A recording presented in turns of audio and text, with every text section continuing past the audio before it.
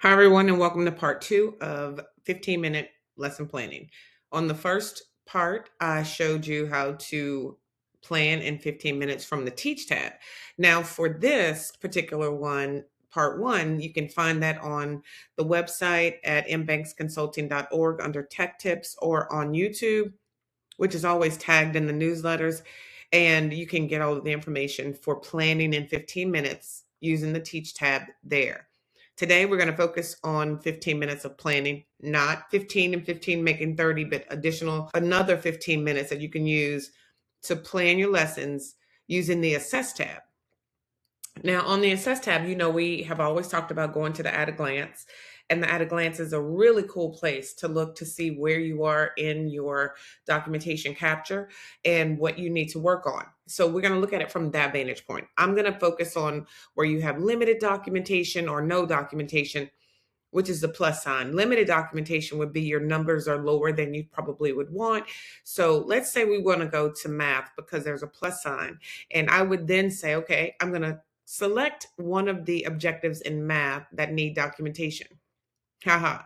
As you can see here, there's several that need documentation put in there. So I'm going to go to 20B, quantifying, and I'm going to select the plus sign. Now, when I do that, if I go to the right-hand side, I have all of these wonderful recommended teaching resources. I have 30 of them, and I can go through all 30, or I can just select one, which is what I'm going to do now because just for time's sake. But I do have the option to look at the names, but I can preview. If I select preview here, the intentional teaching experience will pop up. I can look at the overview of the card. I can look at what objectives it's going to cover, all of that cool stuff, and then make sure I have the materials needed for that particular activity. So I look at it, I like it. I'm going to go ahead and select dinner time. If I select the center, it's going to say add to plan. I do that. Once you select add to plan, you have your card here. And then this is where I want to lock in. Select the date.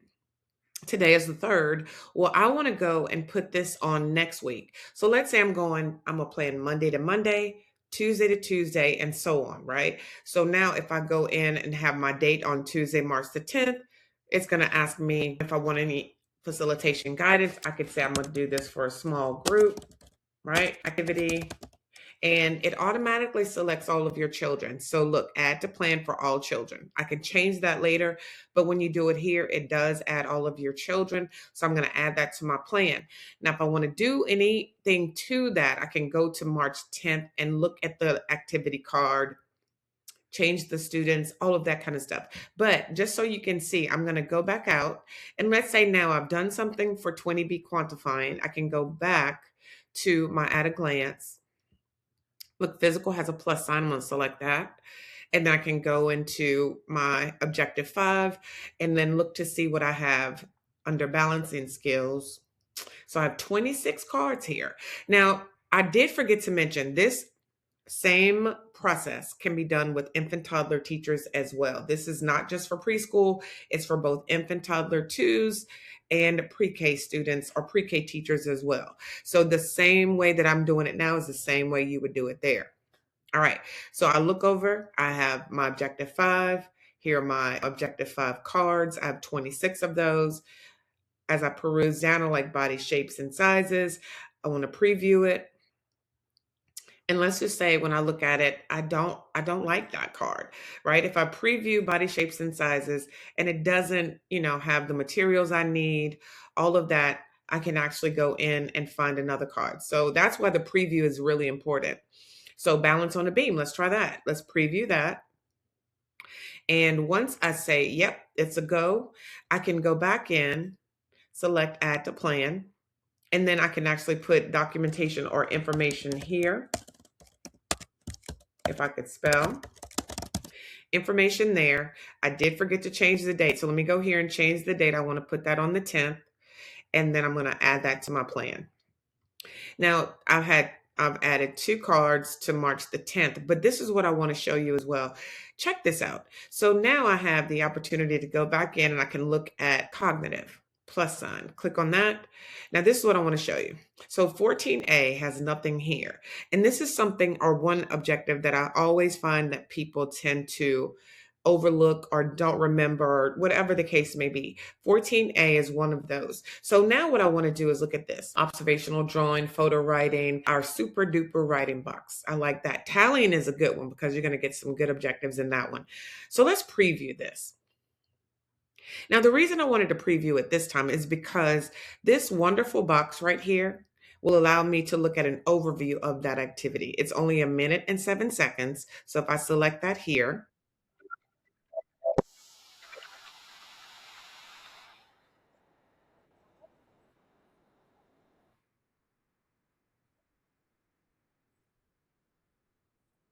all right, so I just wanted to show you that. Do not discount or overlook the box. If you are kind of thinking about what is this activity about or what do they want me to do, there is a video box that is on your cards, your online cards, for you to take a look at. So I like tallying. So we're going to select the activity. I want to make sure that I have the card here. I need to select the date, the 10th. All of this is going on that one day. And then I can add my additional information here. Okay, and then I'm going to add that to my plan. So now I have 3 cards on March the 10th. Let's go look at it. So if I go to March the 10th, I want to go to the week view. This takes me to the day view, but I want to go to the week view right here. So notice I have on March the 10th, those cards that I just added right here. Okay. So if this were a clean lesson plan, you would see that by themselves, but anything you add goes to the bottom of what you have as your formatting for your lesson plan. And now if I want to go back, I don't want to do it for every student. I could then deselect all, select the students I want for that particular activity, and then I can save that.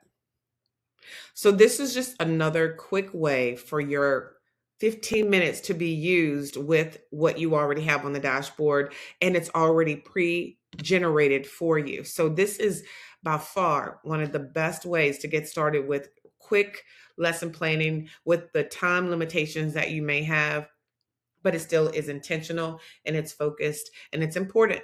All right. So if you have any questions about that, let me know. mbanksconsulting.org, tech tips, or check it out on your newsletter. I look forward to seeing you guys. If you ever have any questions, just reach out to me. Have a good day.